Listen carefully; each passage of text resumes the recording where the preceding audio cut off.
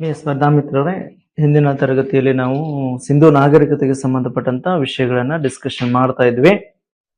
ಇಲ್ಲಿ ಸಿಂಧು ನಾಗರಿಕತೆಗೆ ಸಂಬಂಧಪಟ್ಟಂತ ಸುಮಾರು ಅಂಶಗಳನ್ನ ಡಿಸ್ಕಷನ್ ಮಾಡ್ತಾ ಹೋಗಿದ್ವಿ. ಅಲ್ಲಿ ಕೂಡ ಆಹಾರ ಪದ್ಧತಿಯನ್ನು ಕೂಡ ನಾವು ನೋಡಿದ್ವಿ, ಮಾಂಸಾಹಾರಿ ಮತ್ತು ಸಸ್ಯಾಹಾರಿಗಳ. ಇನ್ನ ಸಿಂಧು ನಾಗರಿಕತೆಗೆ ಸಂಬಂಧಪಟ್ಟಂತ ಉಡುಗೆ ತೊಡುಗೆಗಳ ಬಗ್ಗೆ ನಾವು ನೋಡೋಣ. ಏನು ಉಡುಗೆ ತೊಡುಗೆ ಅಂತಂದಾಗ, ಸಿಂಧು ನಾಗರಿಕತೆಯ ಜನರು ಕೂಡ ಹತ್ತಿ ಮತ್ತು ಉಣ್ಣೆ ಬಟ್ಟೆಯನ್ನ ಧರಿಸ್ತಾ ಇದ್ರು. ಹತ್ತಿ ಮತ್ತು ಉಣ್ಣೆ ಅಂತ ಕರಿತೀವಿ. ಈ ಬಟ್ಟೆಯನ್ನ ಧರಿಸ್ತಾ ಇದ್ರು. ಮೇಲ್ ಹೊದಿಕೆಯಾಗಿ ಶಾಲನ್ನ ಧರಿಸ್ತಾ ಇದ್ರು. ಶಾಲನ್ನ ಕೆಳ ಹೊದಿಕೆಯಾಗಿ ಅಥವಾ ಕೆಳ ಉಡುಗೆಯಾಗಿ ಧೋತಿಯನ್ನ ಧರಿಸ್ತಾ ಇದ್ರು. ಧೋತಿ ಅಥವಾ ಪಂಜೆ ಅಂತ ಕೂಡ ಕರಿತೀವಿ ನಾವು. ಹಾಗಾಗಿ ಹತ್ತಿ ಮತ್ತು ಉಣ್ಣೆ ಬಟ್ಟೆಗಳನ್ನ ಧರಿಸ್ತಾ ಇದ್ರು ಅಂತೇಳಿ ನಾವು ನೋಡ್ತಾ ಹೋಗ್ತೀವಿ. ಇದಷ್ಟೇ ಅಲ್ದ, ಇಲ್ಲೊಂದು ನಾವು ಇವರ ಒಂದು ಉಡುಗೆಯಾಗಿ ನಾವು ನೋಡ್ತಾ ಹೋಗ್ತೀವಿ. ಇನ್ನ ವಿಶೇಷವಾಗಿ ಏನಂತ ಹೇಳ್ತೀವಿ ಅಂದ್ರ, ಇಲ್ಲಿ ಇವರ ಕಾಲದ ಒಂದು ವಿಶೇಷವಾಗಿ ಕೊಡುಗೆ ಅಂತಲ್ಲ, ಇದು ತೊಡುಗೆ ಅಂತ ಕರಿತೀವಿ. ತೊಡುಗೆ ಅಂತೇಳಿ ನಾವು ನೋಡೋದು.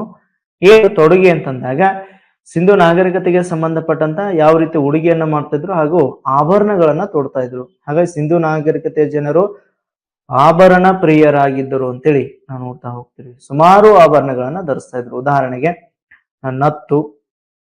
ನತ್ತು, ಆಮೇಲೆ ಕಿವಿಯೋಲೆ, ಡಾಬು,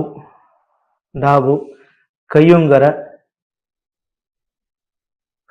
ಅಥವಾ ಯುಂಗರ ಅಂತೇಳಿ ಕೈಯುಂಗರವನ್ನ ನಾವು ನೋಡ್ತೀವಿ.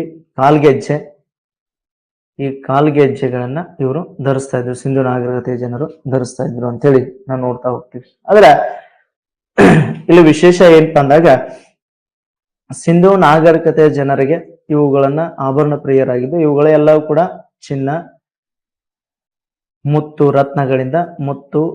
ರತ್ನ ಮತ್ತು ಬೆಳ್ಳಿಗಳಿಂದ ತಯಾರಿಸಿದಂತ ಒಂದು ಆಭರಣ ಪ್ರಿಯರಾಗಿದ್ರು ಅಂತೇಳಿ ನಾವು ನೋಡ್ತಾ ಹೋಗ್ತೀವಿ. ಸಿಂಧು ನಾಗರಿಕತೆಯ ಜನರು ಆಭರಣ ಪ್ರಿಯರಾಗಿದ್ರು ಅಂತೇಳಿ ನಾವು ನೋಡ್ತಾ ಹೋಗ್ತೀವಿ. ಹಾಗಾದ್ರೆ ಈ ಸಿಂಧು ನಾಗರಿಕತೆಯ ಜನರಿಗೆ ಇನ್ನೊಂದು ವಿಶೇಷತೆ ಅಂತಂದಾಗ, ಇವರಿಗೆ ಸಿಂಧು ನಾಗರಿಕತೆಯ ಜನರಿಗೆ ಯಾವುದರ ಬಗ್ಗೆ ಗೊತ್ತಿರ್ಲಿಲ್ಲ ಅಂತಂದ್ರಾಗ ಕಬ್ಬಿಣದ ಬಗ್ಗೆ ಗೊತ್ತಿರ್ಲಿಲ್ಲ.